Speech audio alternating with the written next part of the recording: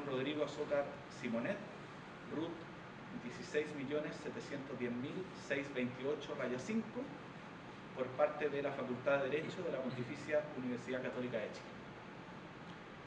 O sea, muy bien. Más que de parte o en representación, más bien como profesor de la facultad. Como profesor de la facultad. Perfecto. Bueno, tienes tus 10 minutos ahí con toda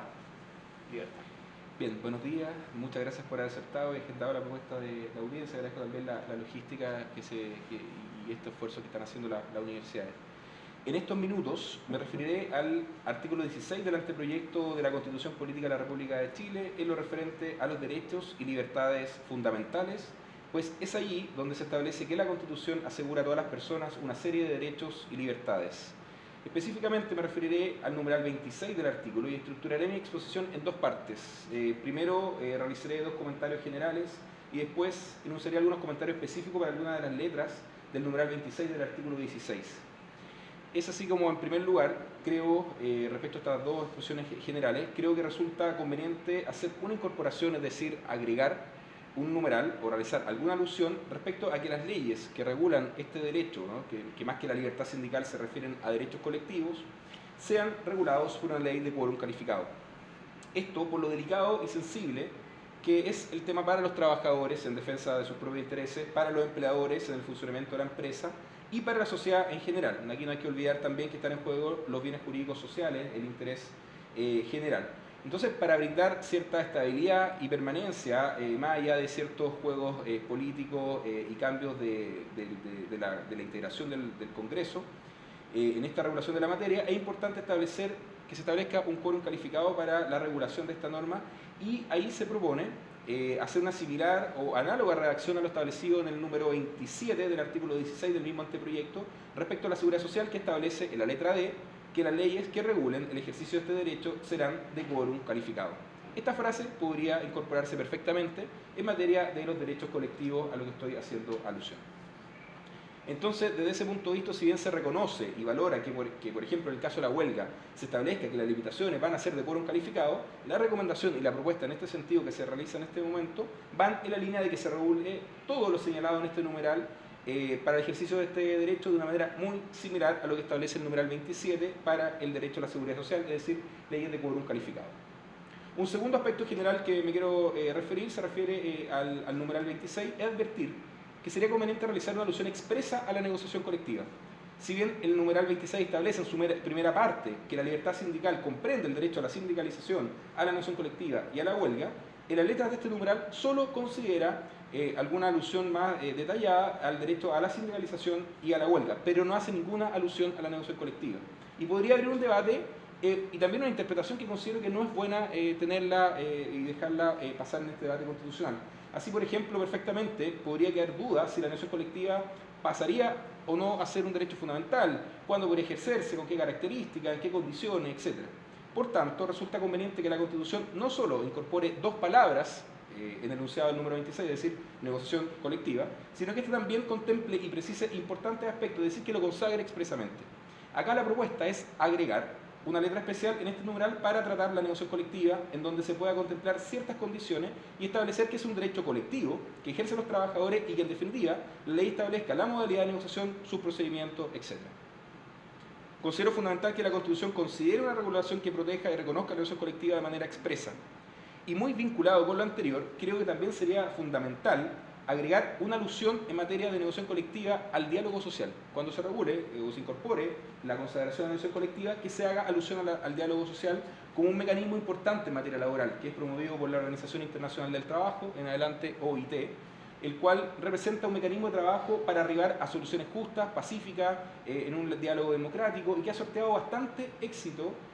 a nivel internacional y nacional en distintas experiencias e iniciativas. Acá no hay que olvidar que la OIT ha indicado que el diálogo social y la práctica del tripartismo entre los gobiernos y las organizaciones representativas de trabajadores y de empleadores, tanto en el plano nacional como internacional, resultan ahora aún más pertinentes para lograr soluciones y fortalecer la cohesión social y el Estado de Derecho.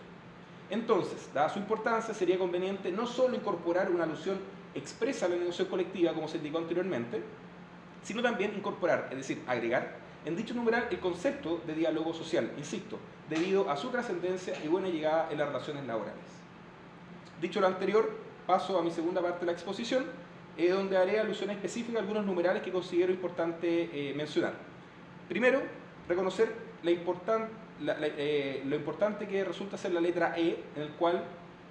si bien se reconoce, se valora, se sugiere agregar a Gendarmería en la alusión, así como a otras entidades que uno pudiera contemplar dentro de esta lógica de orden y seguridad. Segundo, en la letra D, sugiero precisar y detallar en el sentido de incorporar expresamente la importancia que tiene la función pública, especialmente respecto a la continuidad de las operaciones del Estado en proveer los bienes y servicios y en la no afectación de los bienes esenciales. En tal sentido, sería conveniente que se reconozca esta ponderación de derechos fundamentales con los ciudadanos, lo cual opera de manera distinta al sector privado en una empresa. Así, cuando la letra D se refiere a que los funcionarios públicos serán titulares plenos de la libertad sindical conforme a una ley de quórum calificado, considero que se resultaría conveniente, además, considerar que pueden existir ciertas limitaciones para dar continuidad a los servicios que debe brindar el aparato estatal y no afectar los bienes esenciales, como ha planteado también la doctrina de la OIT en la materia. Es fundamental que la Constitución establezca el parámetro general que luego permita concretar una regulación que reconozca y proteja la negociación de las condiciones comunes de empleo y la huelga en el sector público, pero que también permita compatibilizar el ejercicio de estos derechos fundamentales con el respeto a los derechos fundamentales de la ciudadanía, sea coherente con el ordenamiento jurídico nacional e internacional y reconozca la particularidad que tiene la administración del empleo público y también la sanción del gasto público. Tercero, en la letra C, cuando se hace alusión al derecho a huelga, estimo que es importante precisar expresamente que este es un derecho colectivo que obviamente se ejerce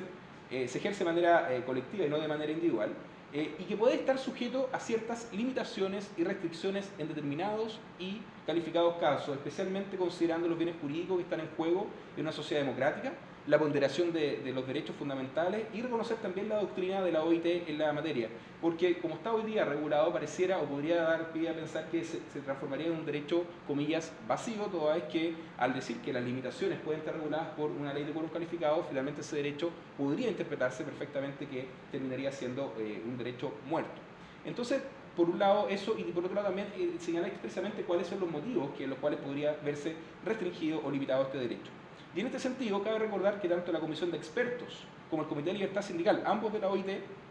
han señalado reiteradamente que cualquier limitación o restricción que pueda afectar al derecho a huelga solo puede hacerse ante situaciones excepcionales. Y siguiendo la doctrina del Comité de Libertad Sindical, ha establecido, y cito lo pertinente, que el derecho a la huelga puede ser objeto de restricciones, incluso de prohibiciones, cuando se trate de la función pública o de servicios esenciales, en la medida que la huelga pudiera ocasionar graves perjuicios a la colectividad nacional y a condición de que estas restricciones vayan acompañadas de ciertas garantías compensatorias. En este sentido, y ya he terminado la cita, considero que resulta fundamental que la Constitución considere la situación de los trabajadores de servicios esenciales y que el derecho a huelga no es un derecho absoluto y que puede considerar intereses y debe considerar los demás intereses y derechos que están en juego, tales como los derechos de los demás trabajadores que no se encuentran negociando colectivamente o en huelga, los derechos del empleador, que da lugar a la permanencia y al desarrollo de su actividad económica, y también los de la ciudadanía, que necesitan ciertos bienes y servicios esenciales para seguir funcionando como sociedad. En tal sentido, la OIT, a través de los órganos de control, ha entendido que los servicios esenciales corresponden a, y cito,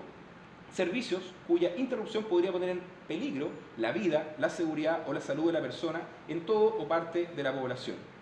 En esta materia, el criterio determinante, según se también citó a la OIT, es la existencia de una amenaza evidente e inminente para la vida, la seguridad o la salud de todo o parte de la población.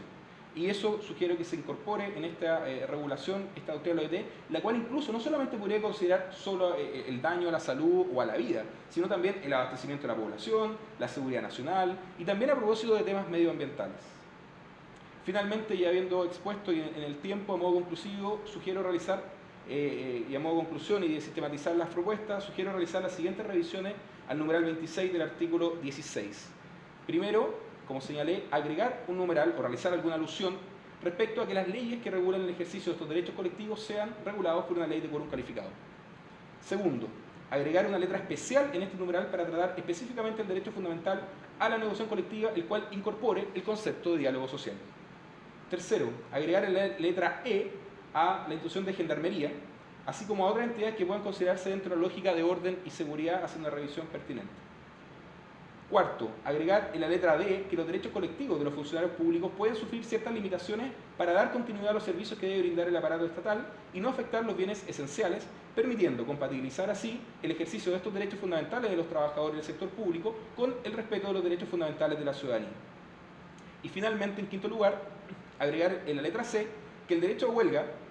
puede estar sujeto a limitaciones y restricciones en determinados y calificados casos, especialmente en materia de servicios esenciales y cuando exista una amenaza evidente e inminente para la vida, la seguridad o la salud de toda parte de la población, la cual incluso podría considerar también el abastecimiento de la población, la seguridad nacional y también a propósito de los temas medioambientales. Muchas gracias.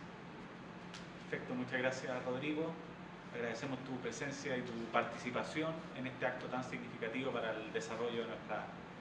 anhelada nueva Constitución. Muchas gracias.